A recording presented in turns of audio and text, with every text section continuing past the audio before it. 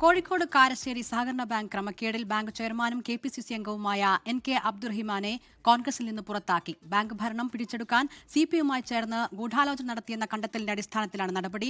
കൊടും ചതിയാണ് അബ്ദുറഹിമാൻ ചെയ്തതെന്ന് DCC അധ്യക്ഷൻ K. പ്രവീൺകുമാർ 24-നോട് പറഞ്ഞു. ഡയറക്ടർമാർ അറിയാതെ ഒറ്റ രാത്രി കൊണ്ട് 800-ലധികം A ക്ലാസ് മെമ്പർഷിപ്പ് ചേർത്തെന്നായിരുന്നു ബാങ്ക് ചെയർമാനും KPCC അംഗവുമായിരുന്ന NK അബ്ദുറഹിമാനെതിരെ ഉയർന്ന ആരോപണം. DCC president K. പ്രവീൺകുമാർ നടത്തിയ അന്വേഷണത്തിൽ ഇത് ശരിയെന്ന് വ്യക്തമായി. ഈ അന്വേഷണ റിപ്പോർട്ട് KPCC അധ്യക്ഷന് കൈമാറി. പിന്നാലെ പാർട്ടിയിൽ നിന്ന് പുറത്ത്. അവിടുത്തെ ഡയറക്ടർമാർ അറിയാതെ, ഉദ്യോഗസ്ഥരറിയാതെ ചില ചെയർമാനെ അനുകൂലിക്കുന്ന ഉദ്യോഗസ്ഥർ ചിലരുടെ വ്യാജ പാസ്വേഡ് ഉപയോഗിച്ച് ഒറ്റ രാത്രി കൊണ്ട് അസമയത്ത് 800ഓളം ഷെയറുകൾ ചേർക്കുക.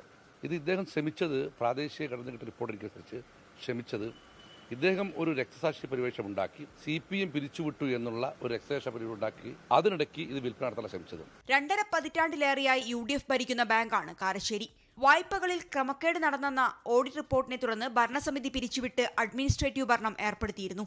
ഇതിനെതിരെ ഡയറക്ടർ ബോർഡ് അംഗങ്ങൾ ഹൈക്കോടതിയെ സമീപിച്ചിരിക്കുകയാണ്. 24 കോഴിക്കോട്. ലോകത്തെവിടെയായാലും ഏത് സമയത്തും 24 വാർത്തകളും ഓഗ്മെന്റഡ് റിയാലിറ്റി പാക്കേജുകളും എക്സ്പ്ലെയിനറുകളും വിശദമായി കാണാൻ ഞങ്ങളുടെ YouTube ചാനൽ നിങ്ങൾക്ക് സബ്സ്ക്രൈബ് ചെയ്യാം.